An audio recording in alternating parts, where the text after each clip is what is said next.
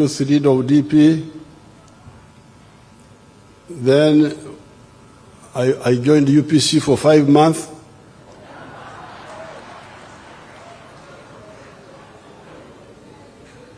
In 1970, but by 1965, we had started forming study groups in the universities, which were the precursors of what is now NRM.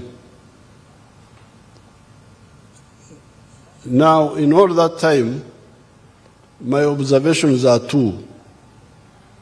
Number one is that politics must be like medicine. A political leader should be like a doctor. A doctor looking at patients. And this doctor will only help those patients if he makes a correct diagnosis of what the patients are suffering from. If he makes a wrong diagnosis and makes a wrong prescription, the patients will not get cured. They may even die. When it comes to society, it is the same process.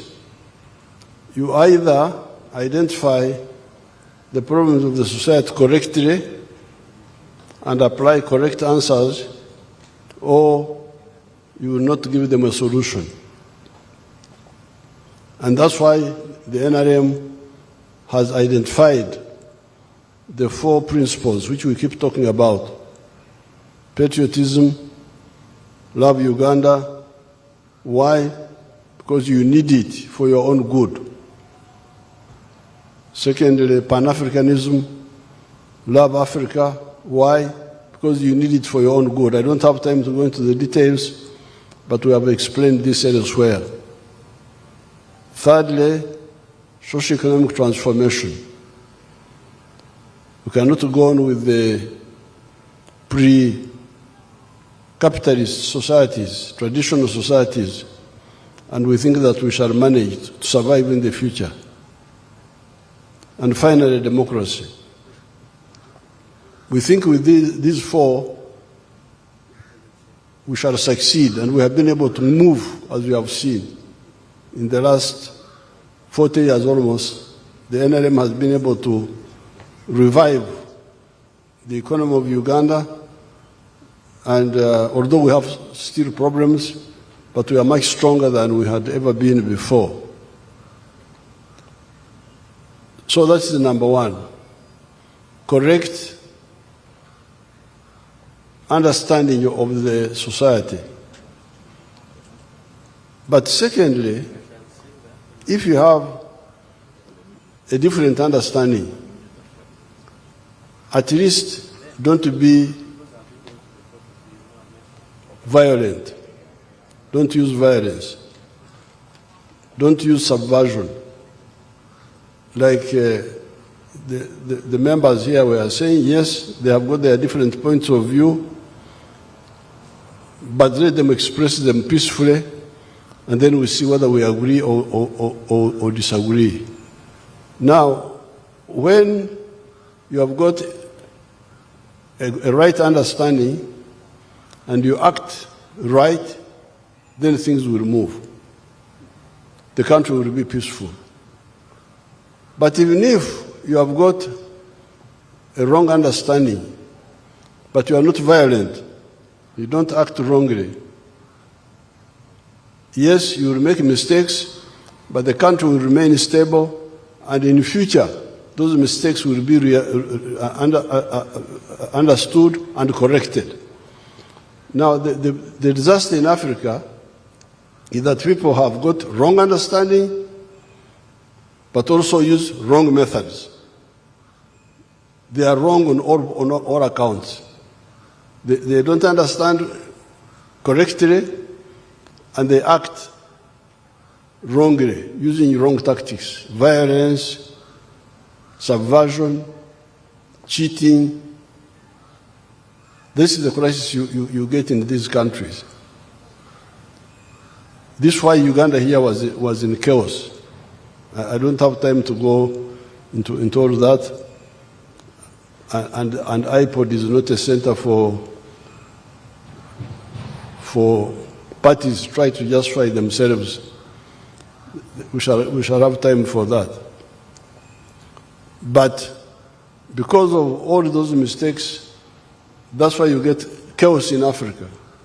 Because even if you make a mistake, but if the country remains peaceful, in the future it will be corrected and you will have where to start from. But when you are wrong understanding, wrong methods, that's how you get this total breakdown like we have seen in so many of the countries. Now coming to my son, Jimmy, about the teachers, I don't want to be, I'm chairperson of the airport, I don't want to go into that debate. But it could be why UPC had problems. Because they don't prioritize well. They try to do this, then the other way. The teachers, if we have money, we would pay all of them well at the very beginning. But if we don't have enough money, why don't we start with the ones that are fewer, but also are very much required the stage where we are? Because you see, we had a problem in Solot Flying School. It was about to close because of the wrong thinking of, if we all don't get the same, nobody should get. Now, in Solot Flying School, we needed most pilots and engineers of the aircrafts. But they didn't have money to pay all of them well. So, the school was about to close. When I went there, I found out that a pilot in a private airline gets 25 million shillings. A pilot gets 25 million shillings. Now here in Soloti Flying School, they were trying to pay a pilot 1 million because that's what they could afford. And also pay the secretary, the typist, the same amount of money, pay the cleaner, pay what, wanting to pay everybody. Then I said about you people, the one we need most badly are pilots and engineers. The secretaries can be paid well later. If you have got money to pay all of them well, good. But if you don't have, what do you do? Should the flying school close? Because either we all get or nobody gets. That logic is not correct. We freedom fighters, we always prioritize. Kamukamugo echi, akwate mpola akola chi, bugubugusichi, a chair is what? One by one. Achela chero monoporo. Apoyo mate. One by one makes a bundle. Yes. So when I advised them, they agreed to pay the pilots well. And they are not very many because the pilots were few. And then the engineers. Now the other people, the cleaners, the what, those can come later.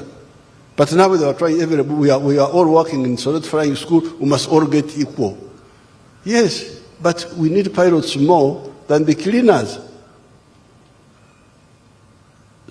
So that now that we are repairing the economy, we need engineers on the roads. We need doctors, very badly. We need chemists. Unfortunately, the scientists are not so many. They are not so many. So we can pay them, and then later we shall add on the other group. But I didn't want to go into that debate because we came here for unity, not for